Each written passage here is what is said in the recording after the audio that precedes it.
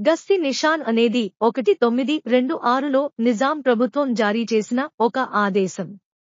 ఇది ప్రజల స్వేచ్ఛా హక్కులను తీవ్రంగా పరిమితం చేసింది. ఈ ఆదేశం పత్రికా స్వేచ్ఛ, మాట్లాడే స్వేచ్ఛ, సమావేశాల స్వేచ్ఛలను నియంత్రించడమే లక్ష్యంగా రూపొందించబడింది.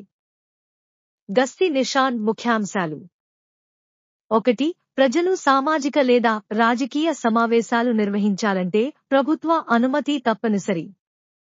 2. పత్రికలు నిజాం ప్రభుత్వానికి వ్యతిరేకంగా ఎలాంటి సమాచారం ప్రచురించకూడదు. 3. ప్రజలు తమ హక్కుల కోసం నిరసనలు వ్యక్తం చేయడం లేదా సభలు నిర్వహించడం చేస్తే అవసరమైతే నిర్బంధించబడతారు. 4. ఈ ఆదేశాన్ని ఉల్లంఘించిన వారికి కఠిన శిక్షలు విధించబడతాయి. ఈ ఆదేశం ద్వారా ప్రజల సామాజిక, రాజకీయ కార్యకలాపాలను పూర్తిగా అణచివేయాలని నిజాం ప్రభుత్వం లక్ష్యంగా పెట్టుకుంది. ఇది ప్రజల్లో తీవ్ర వ్యతిరేకతను కలిగించింది.